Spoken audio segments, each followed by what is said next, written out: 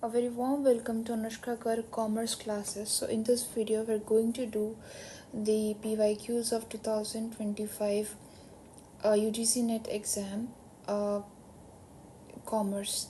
So let's get started with the first question. The NEP 2020 document states that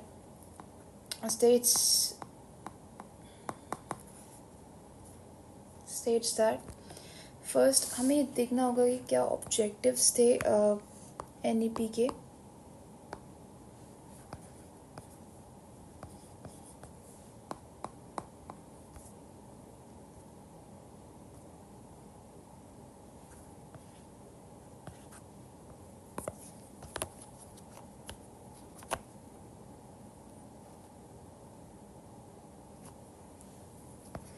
objectives first था objective was to increase the quality of education.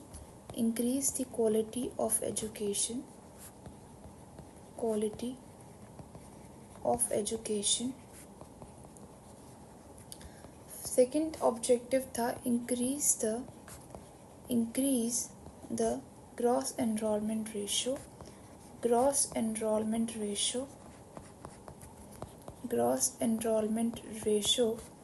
Third था promote critical thinking.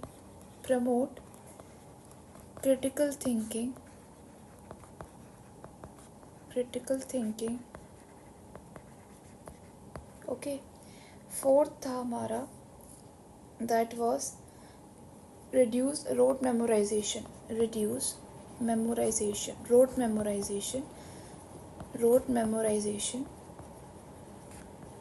इसे reduce करना था. Students, if you are taking the notes, you must maintain the notes and write all these points. That will be helpful for you. Make India a global knowledge hub. Global knowledge hub. Global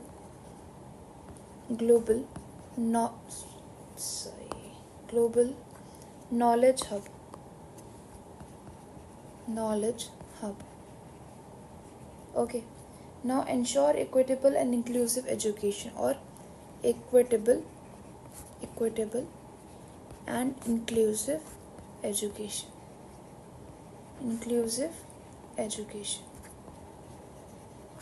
So ये कुछ objectives थे NEP 2020 के. और इसके अलावा जो इसका सही आंसर होगा वो आएगा आपका ए. आपका सही है. इसमें single stream HEI will be phased out over time. B आपका सही है. By 2035 there shall be at least one displayed HEI in near every district. और इसमें एक ई आपका सही है कि private HEIs will be encouraged to offer large number of friendships and scholarships to their students. तो यहाँ पे जो कैटेगरी बनाई गई थी वो ये थी कि यहाँ पे जो traditional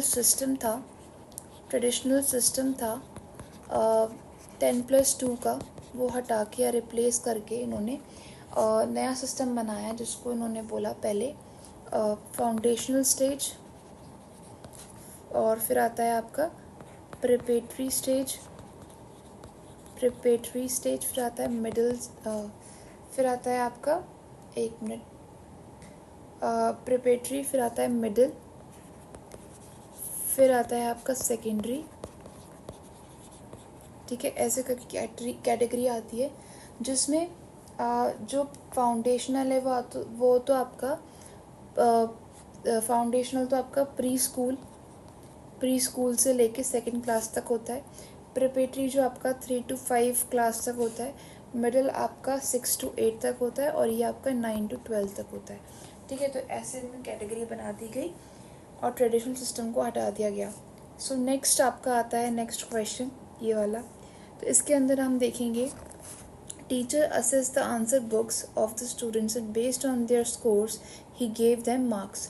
which scale of measurement are used by him. तो हमारे पास कुछ स्केल्स होते हैं जिसके थ्रू हम मेजर कर पाते हैं किस चीज़ को. अब यहाँ पे जो है हमारे पास सबसे पहला मेजर होता है दैट इज़ योर नॉमिनल. दूसरा आता है ऑर्डिनल. तीसरा आता है रेशो और चौथा आता है इंटरवल। तो हमें ये देखना है कि ये चीज़ है क्या, मतलब ये मतलब क्या है इन सब चीज़ों का। नॉमिनल स्केल का मतलब जब भी हम किसी चीज़ को कैटेगरी में डिवाइड कर देते हैं, कैटेगरी में लाते हैं, जैसे येस और नो, मेन और वुमेन, या फिर मेल फीमेल, ठीक है, ऐसे कर कैटेगरीज बनाते हैं, तो वो क्या होती है हमारी नॉमिनल, ठीक है। लेकिन हम ऑर्डिनल की बात करें तो हम कहते हैं कि यार ये तो हम लोग प्रेफरेंस दे रहे हैं, लाइक फॉर एग्जांपल कि यहाँ पे तो मैं इसको 3 स्टार्स दूंगी, या फिर मैं यहाँ पे 2 स्टार्स दूंगी, या फिर मैं यहाँ पे बोलूँगी first rank, second rank, third rank. तो ये जो रैंक्स आती है ना, बेसिकली जो रैंक्स आती है वो किसके अंदर आती है, ऑर्डिनल के अंदर आती है। रेशो को हम किसी भी चीज़ को हम जैसे जो टाइम आता है, टाइम रेशो के फॉर्म में होता है 3:45, ठीक है, तो ये रेशो के फॉर्म में आ जाता है। इंटरवल, इसमें स्कोर्स आ सकते हैं, या कोई भी चीज़ जो कॉन्टीन्यूस में है जिसका इंटरवल हो, कोई जैसे 10 to 20, 20 to 30, 30 to 40, ये क्या हो गया इंटरवल। तो हम किसी भी चीज़ को इंटरवल में भी नाप सकते हैं। This is what a scales of measurement, ठीक है। तो इसका जो आंसर आएगा वो आएगा, पहले जो स्कोर्स होते हैं, जो स्कोर्स वो दे रहा है वो किस में आएंगे, इंटरवल, अभी बताया मैंने आपको, और जो रैंक्स आएगी वो ऑर्डिनल के अंदर आएगी। दैट्स व्हाई इसका आंसर हो जाएगा interval and ordinal. Next question, which of the following are the characteristics of action research. So इसमें क्या होता है कि एक रिसर्च जो होती है, हमारे पास एक प्रॉब्लम होती है, उस प्रॉब्लम का हम सबसे पहले उससे रिलेटेड डेटा कलेक्शन करते हैं। डेटा कलेक्शन रिसर्च, पहले तो हम रिसर्च डिज़ाइन बनाते हैं, रिसर्च डिज़ाइन के ऊपर डेटा कलेक्ट करते हैं, फिर एनालाइज करते हैं, फिर फाइंडिंग्स को एनालाइज करेंगे, फिर कंक्लूजन ड्रॉ करेंगे, फिर हम लोग थियोरी क्रिएट करेंगे। तो बेसिकली हमारा थियोरी बनाना इसका मोटिव होता है। पर जब हम एक्शन रिसर्च की बात करते हैं तो it is a type of research जहाँ पे हम लोग टू सॉल्व अ प्रॉब्लम, इसका मेन फोकस किसके ऊपर होता है, प्रॉब्लम को सॉल्व करने के ऊपर होता है, ठीक है, प्रॉब्लम को सॉल्व करने के ऊपर होता है, ठीक है। इसका मेन एम क्या नहीं होता, थियोरी डेवलप करना नहीं होता, नॉट टू डेवलप थियोरी।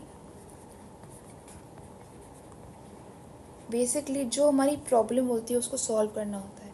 तो इसका ए हो जाएगा एक, इसका जनरलाइज फाइंडिंग्स इसका मेन मोटिव नहीं होता है, और इसमें it is conducted to find solution of local level. तो ये गलत हो गया, ये गलत हो गया, ठीक है। तो इसका आंसर हो जाएगा ए, बी और डी, ठीक है। तो एक्शन रिसर्च का मेन हम कीवर्ड क्या ढूंढते हैं, to solve a problem. Suppose एक क्लास है, उस क्लास के अंदर 100 बच्चे हैं, और उन 100 बच्चों में से 5 बच्चे वीक हैं, तो मुझे ये फाइंड आउट करना है कि व्हाट आर द रीजंस जिसकी वजह से वो लैग आउट कर रहे हैं, वो कहीं ना कहीं पीछे छूट रहे हैं। तो इस प्रॉब्लम को सॉल्व करने को क्या बोलूँगी मैं, this will come under action research, ठीक है। एक प्रॉब्लम है, उस प्रॉब्लम को सॉल्व करने के लिए अगर मैं कोई एक्शन उठा रही हूँ तो वो एक्शन रिसर्च का पार्ट हो जाता है। नेक्स्ट आता है एक्सपेरिमेंटल रिसर्च। जो भी कोई चीज़ एक्सपेरिमेंट से रिलेटेड होती है, तो experiment that includes cause and effect, cause and effect, okay. Show cause and effect, इसके अंदर होता है एक इंडिपेंडेंट वेरिएबल, एक होता है डिपेंडेंट वेरिएबल, एक होता है डिपेंडेंट वेरिएबल। अब इंडिपेंडेंट वेरिएबल को आप जैसे चाहो मैनिपुलेट कर सकते हो। अब जैसे फॉर एग्जांपल कि एक प्लांट है, एक प्लांट है और एक वाटर है, कंटेनर है, उसमें पानी है, ठीक है, पानी है। अभी जो पानी होगा ये कैसा वेरिएबल है, इंडिपेंडेंट वेरिएबल। मतलब कि अगर ये पानी गंदा है तो क्या ये प्लांट ग्रो करेगा, नहीं कर पाएगा। लेकिन अगर ये पानी प्योर है, अगर ये पानी प्योर है तो ये क्या ग्रो कर पाएगा, तो ये बड़ा हो जाएगा यहाँ पे, ठीक है। जस्ट फॉर एग्जांपल, तो ये डिपेंडेंट है किस पे, पानी पर डिपेंडेंट है ना, इसलिए तो इसे बोलते हैं एक्सपेरिमेंटल रिसर्च। इसका हो जाएगा आपका थर्ड, इसका हो जाएगा थर्ड। एथनोग्राफिक रिसर्च ऐसी होती है जो लाइफ, पीपल के लाइफ और पर्सपेक्टिव का स्टडी करती है। पर्सपेक्टिव को परसेप्शन को स्टडी करती है, ठीक है, परसेप्शन को स्टडी करती है। तो एथनोग्राफिक का हो जाएगा आपका perception of people of this one. Third, fourth this one, ठीक है। और सर्वे का हो जाएगा आपका स्टडी ऑफ ओपिनियंस, और केस स्टडी का हो जाएगा in depth study of single unit. That's your right answer. Next question. The global education development agenda reflected in the goal 4 SDG 4 of the 2030 agenda for sustainable development was adopted by India in 2015। क्योंकि ये जो adopt किए गए थे 2015 के अंदर, और ये फ्रेम किए गए थे, और कब तक, 2030 तक, मतलब ये बोला गया कि 2030 तक हमें इन्हें अचीव करना है। और अडॉप्ट किसने किए थे, अडॉप्टेड बाय यूनाइटेड नेशंस ने अडॉप्ट किए थे। इसके अंदर कितने गोल्स आते हैं, 17 गोल आते हैं। कितने गोल्स आते हैं, 17 गोल्स आते हैं। It is one of the favourite question of UGC net. Targets आते हैं 169। अब हम पढ़ेंगे कौन कौन से गोल्स इसके अंदर आते हैं। सबसे पहला गोल जो इसके अंदर आता है वो आता है नो पॉवर्टी। फिर दूसरा गोल आता है ज़ीरो हंगर। तीसरा गोल आता है वो है आपका क्वालिटी एजुकेशन। फोर्थ गोल आता है जिसे हम बोलते हैं थर्ड जो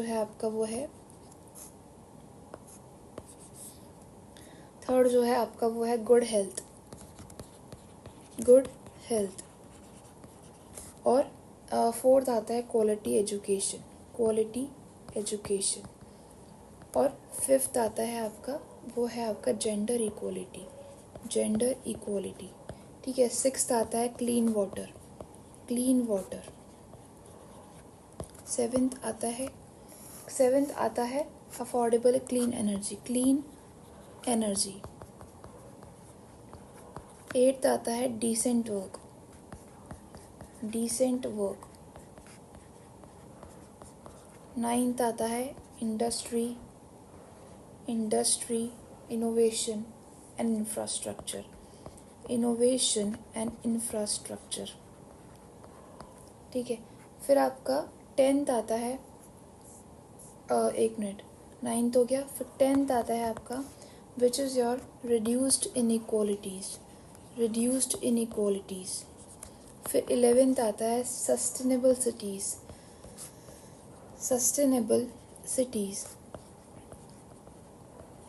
12th आता है रिस्पॉन्सिबल कंजप्शन। 13th आता है that is your climate action. और आपका 14th आता है which is your life below water.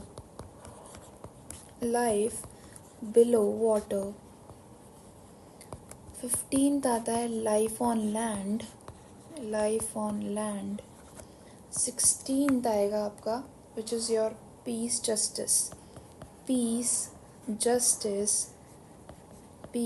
Justice and है ना। और 17th आपका पार्टनरशिप।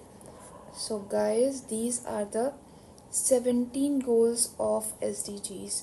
सो गाइज हर एक क्वेश्चन को मैं पूरा ओपन करके बता रही हूँ, हर एक पॉइंट आपको बता रही हूँ। सो अगर आपको वीडियो थोड़ी सी भी हेल्पफुल लगे सो please like, subscribe and share. Now यहाँ पे इन जो नेक्स्ट क्वेश्चन है ये है digital initiatives of government of India in chronological order as per their year. तो जो स्वयं है वो 2017 में आया था, ठीक है, 2017 में आया था। और जो ई ज्ञान कोश है, ई ज्ञान कोश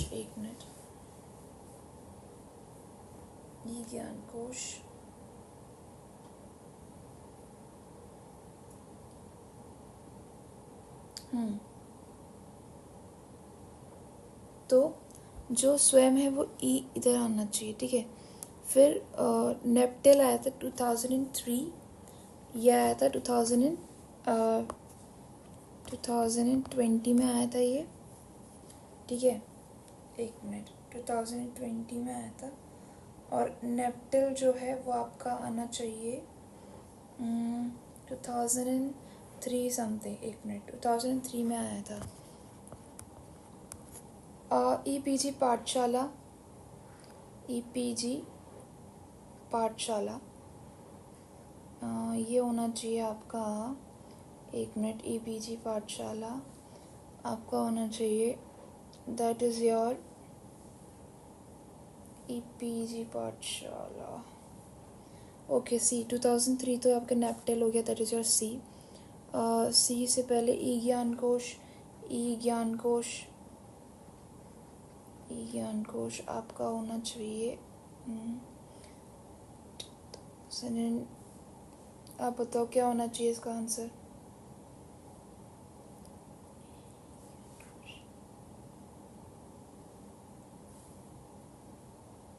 ई ज्ञान कोश,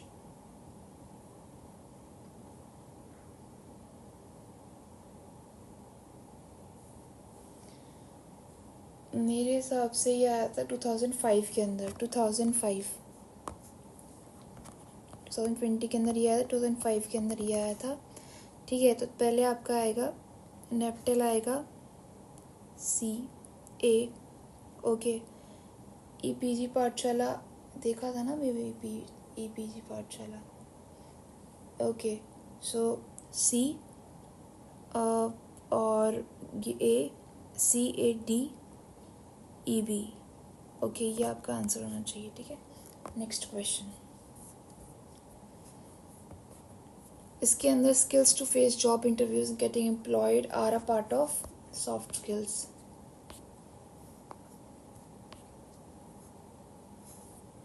से क्या, एक मिनट, सॉफ्ट स्किल्स, सी क्या हो रहा है,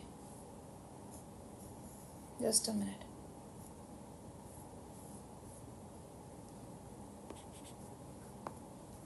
सॉफ्ट स्किल्स, नेक्स्ट क्वेश्चन,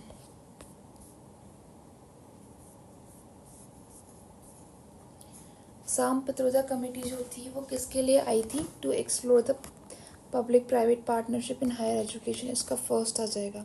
सरकार कमेटी 1945 जो थी ये आपकी आई थी, to recommend measures for improving governance accountability, ये इसके लिए आई थी। Third, development of higher technical education in India, और इसका थर्ड हो जाएगा, इसका फर्स्ट हो जाएगा, आपका फोर्थ इसका आंसर है।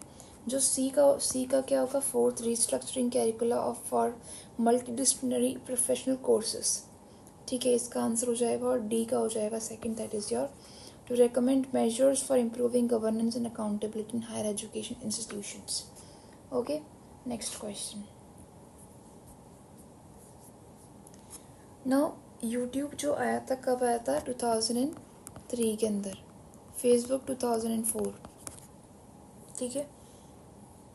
तो YouTube, just a minute, YouTube जो आया था आपका, ये आपका आना चाहिए, YouTube 2005 में आया था, 5, ठीक है। और ट्विटर 2006, ठीक है। इंस्टाग्राम आया है 2010 के अंदर, और टिकटॉक आया था 2016 के अंदर। तो एज ऑफ दिस क्वेश्चन हम देखते हैं कि पहले सी आना चाहिए, फिर आपका ई आना चाहिए, this must be the answer, okay. Next question, so ये पूछ रहा है, come under category of non verbal communication, तो फेशियल एक्सप्रेशंस आते हैं, जेस्चर्स आते हैं, बॉडी लैंग्वेज आती है, ACD must be the answer, okay. Next question, Swayam Prabha क्या है, एजुकेशन प्रोग्राम है, shark tank business reality program है, Krishna Krishna Darshan agriculture program, Shaktimaan kids program. Next question. Okay, so A to B. Okay, यहाँ पे देखो, यहाँ ए जो है ये 1 है, बी का क्या है 2 है, इसका 3 है. 4 पे क्या आता है, 4 पे डी आता है ना, तो सबसे पहले डी आएगा. अब ये 2 दे रखा है, ये आपको 3 दे रखा है, ये 5 दे रखा है. 3 4 5 है ना, और यहाँ पे 11 है. 4 5, तो यहाँ पे 2 का डिफरेंस है, यहाँ 1 का डिफरेंस है. यहाँ पे किसका डिफरेंस होना है, 3 का डिफरेंस होना चाहिए ना. 6 7 8, 8 आ गया यहाँ पे, तो D 8H is your answer. Okay okay, अब एच अब आप देख सकते हो कि यहाँ पे बी है, तो बी जो है देखो, यहाँ पे हमने 2 तो निकाल लिया, बचा कितना, लास्ट वाला लेटर. बी का क्या होता है 2, इसका होता है 4, इसका होता है, एफ का होता है 6, 2 4 6 8, तो यहाँ पे आना चाहिए 8 पे क्या आता है, एच आता है ना. That's why this is your answer. ठीक है, अब इसे निकालते देखो. अब यहाँ देखो कि हम जब 1, इसमें या तो स्क्वायर लगेगा या क्यूब लगेगा, या तो ये किसी का स्क्वायर होगा या क्यूब होगा. तो लेट्स सी क्या है क्या होना चाहिए. अब तो सोचो कि 0 कैसे आ सकता है. 0 तो 1 का अगर हम क्यूब करेंगे, ठीक है, तो 1 ही आएगा ना. लेकिन अगर मैं उसमें से 1 लेस कर दूंगी तो क्या आएगा, 0. ऐसे भी हो सकता है. 1 का मैं स्क्वायर करूँ तो 1 आएगा, उससे मैं 1 लेस करूँगी तब भी 0 आएगा. तो अब ये देखते हैं, इसको देखते हैं. ठीक है, अब 9 2 2 ज़ा 4 4 2 ज़ा 8, मतलब 2 का क्यूब माइनस 1 करूँगी तो 9 आ सकता है. देखो 2 2 ज़ा 4 4 2 ज़ा 8, प्लस 1 करने से आया 9. ठीक है, अगर मैं ये देखूँ तो ये क्या कह रहा है, ये कह रहा है 3 3 ज़ा 9, 9 3 ज़ा 27, तो 3 का क्यूब माइनस 1, दैट इज़ 26. और 4 का क्यूब,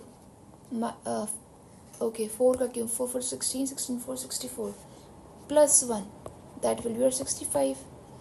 तो यहाँ माइनस 1, यहाँ प्लस 1, तो यहाँ पे भी क्या होगा, माइनस 1. तो जब आप, तो देखो यहाँ पे 5 का क्यूब माइनस 1 हुआ होगा, यहाँ पे 6 का क्यूब प्लस 1 हुआ होगा इधर. ठीक है, और इसमें 7 का क्यूब माइनस 1 करेंगे तो आपका आंसर आ जाएगा, and that will be your 342. 342, that is your answer. Next question. इसे देखो, अब ये बोल रहा है, अभी ये सेम क्वेश्चन है जो हमें पहले अभी किया था, ये दोबारा रिपीट हो गया है यहाँ पे. That's not an issue. So let's get into this question. यहाँ पे क्या कह रहा है कि अब देखो स्क्वायर का देख लेते हैं पहले. स्क्वायर ऑफ साइड 5, स्क्वायर का फॉर्मूला होता है side by side, side into side, that is 5 into 5, that is 25, है ना. 25 सेंटीमीटर्स आ जाएगा इसका आंसर. अब ये देखो, ये बोल रहा है इंक्रीजिंग ऑर्डर में जमाओ इसे. ठीक है, तो देखो सर्कल का होता है पाई आर स्क्वायर, तो पाई विच इज़ 20